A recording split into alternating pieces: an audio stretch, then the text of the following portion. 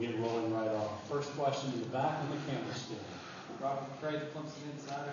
Dabo, you put together one of the top recruiting classes in the country for next year. Talk about how your new contract and how the FFRF controversy have helped your recruiting the last few months.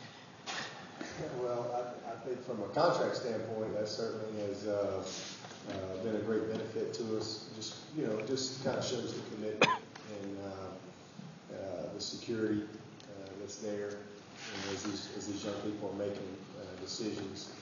As far as all that other stuff, I don't know how that's hurt us or helped us or whatever, but if anything, it maybe just brought a little bit of light to just maybe who I am as a person.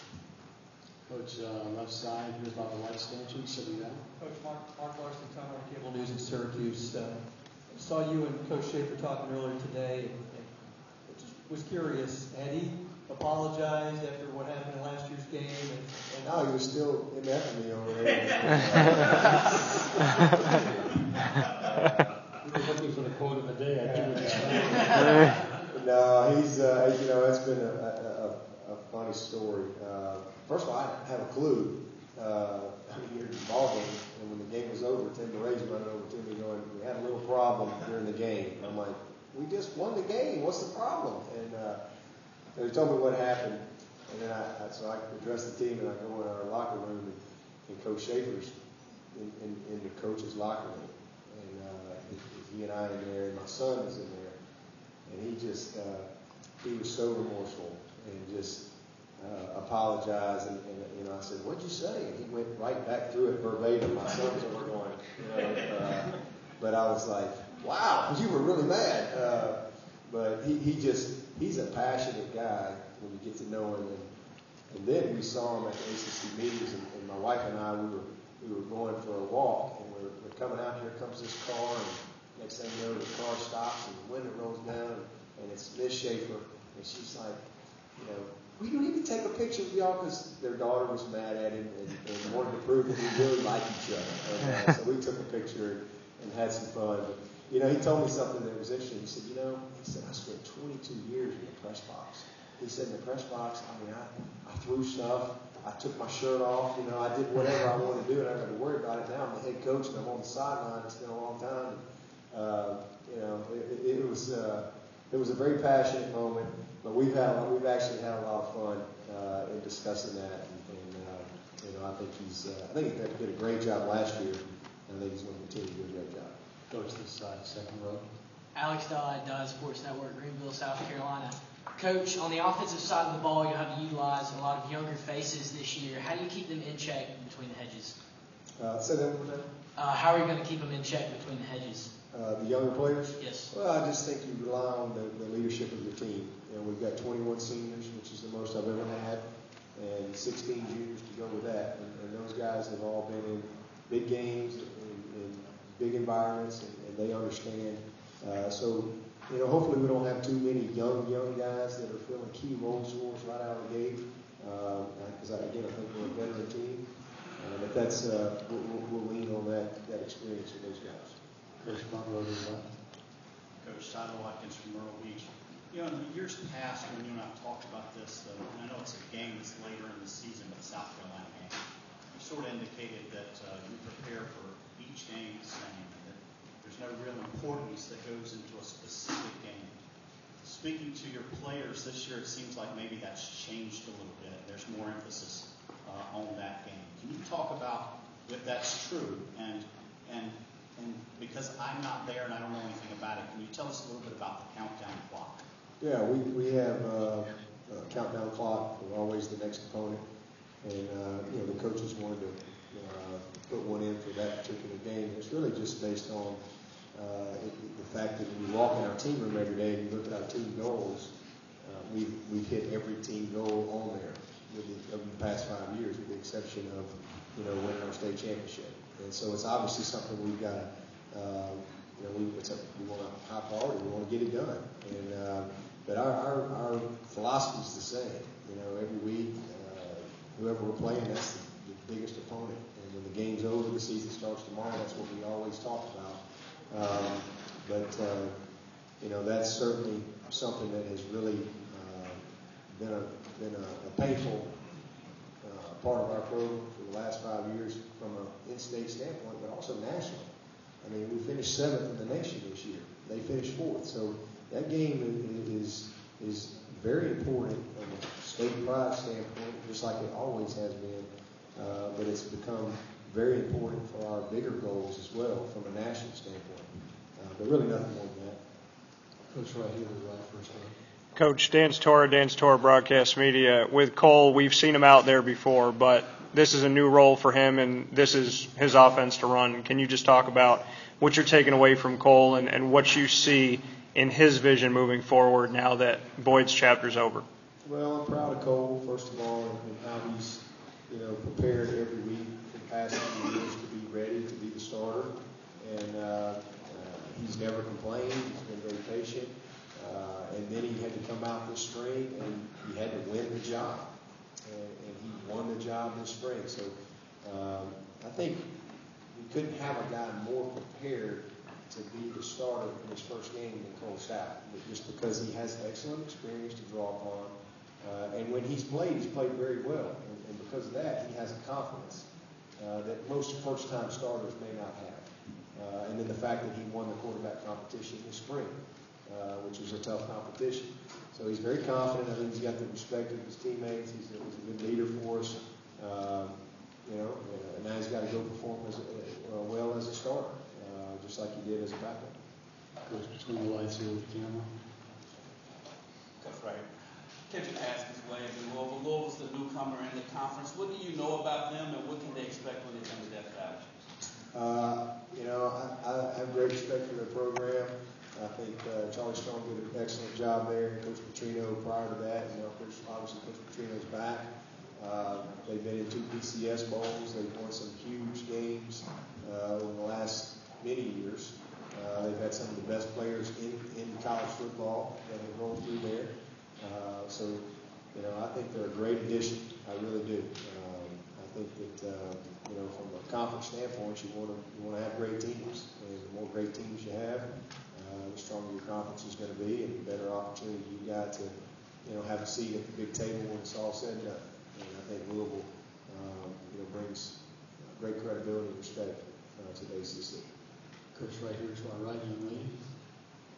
Hi, Coach. Morgan Ammons from Time Warner Cable Sports Channel. I just wanted to know, what are your thoughts about facing Syracuse this upcoming season? I think they're going to be a very improved team. I thought they came on last year and had some huge wins. Went on to a bowl game. I thought that was, they were one of the 11 teams in our league with a winning record in Coach Shaker's first year. And I definitely think that they will be a tough out. Coach, right here, first row to our right. Hi, Coach Gary Hahn with the Wolfpack Sports Network, Raleigh, North Carolina. As your new players on offense kind of get acclimated and get into a comfort level, you obviously need something you can rely on. How good do you think the Clemson defense is going to be, and do you think you need to rely on that maybe in a couple of early games? Well, I think we definitely got to grow some few guys up early and find some answers offensively and kick in a couple of spots and see how those guys perform. And hopefully our defense will allow us to not have to be quite as perfect on offense. Maybe take a little pressure off those guys. That would be great. But from a defensive standpoint, I think that from year to year, the strengths of your team change because maturity changes in different positions. And, there's no doubt that the majority of our veteran leadership is on the defensive side, in particular up front in the trenches. So that's where it'll start for us, and hopefully, it wouldn't hurt my feelings at all to be known as a great defense and the best defense in all the land. That would be just fine with me. We can win 10-7. I'd be just fine with that. But I still think when it's all said and done, we'll be one of the better offenses out there. I think we've got good personnel, and I think it's going to come together just fine. Coach, right here. Coach, so many have been asked this week about playing against Vic Beasley. What can you say about your team playing with him when everybody has talked about, how difficult it is to go up against him? What can you say about being on that side? Well, I just think he's he's a great player that came back. He chose to come back, and he's not coming back to just kind of go through the motions. I mean, he's coming back to be a great player, and so he's highly motivated. He wants to be a top 15 pick, and he was probably a second-round pick last year. So he's come back to really improve his stock and to improve his game. So he has a lot to prove. He wants to be a more complete player. He's got great people around him, so it's not like he's got to be Superman or anything like that. You just want to see him, bring it every single week, and hopefully he can stay healthy. And if he does, I think that the mission that he's on, I think he's going to be a force to deal with. The combination that he has of speed and length and strength is unique at his position. Seated by the white pole. Coach Mark Larson from Syracuse again. The way your team played in the Orange Bowl last year, sorry back here. If there was a college playoff last year, would your team have won the national championship? I don't know. I mean, we should talk about that all day long. I mean, if that would have been the case, I certainly think we could play with anybody. I said that last year. I felt like we were one of the teams going into the season last year, and I feel the same. I think there's 10, 12, 14 teams a year that really have a shot. I felt like we were one of those teams last year. I mean, we finished 7th, so it's not like we did bad, and we lost to 4 and we lost to 1. So we certainly were capable of playing anybody at any time and winning. Ohio State was 24-1 when they came into our game and was a quarter away from playing for the national championship. So I don't think there's any doubt that we were capable of competing for it. We just didn't win the key games when we needed to warrant the opportunity, like Florida State did and like Auburn did. Coach, up here on the stand again. Dabo, with the addition of Louisville to the Atlantic Division, how do you think the division ranks with the top divisions in the country? Pretty strong. I think you got the national champion, the Orange Bowl champion, and what BCS Bowl will go win? Which one? Anybody know? Sugar Bowl? What is it? Sugar Bowl. No, what is Sugar Bowl? They won the Russell Athletic last year. Russell Athletic. Year before was the Sugar Bowl. Year before they won the BCS Bowl and the Sugar Bowl, and I think they beat Florida. So they've been a very consistent program. So I think it's as tough a division as there is out there. 3 teams that have been nationally in the mix the last few years. Question here to our right. Coach, Jim Connors from Time Warner Cable News. Last year, the fan base was so rabid to host Georgia in the opener. I mean, the whole summer was everybody was geeked for it. Now you have to go down to their place, and just the dynamic of not having the lift that you had from your fans and getting it done in a tough SEC venue. Yeah, that's why they call it home field advantage for a reason. It's you gotta, if you're gonna be the champion though, you gotta win in those environments. Everybody has to go on the road and has to find a way to win. And we've won in some big road games. Our guys have good experience with that, and we've had some tough losses. And sometimes that can be that factor can be the difference. So the key is to try to get them out of the game and not let them really get into it. From a crowd standpoint, easier said than done. But what you hope is that you can get it to the fourth quarter, have a chance to win it.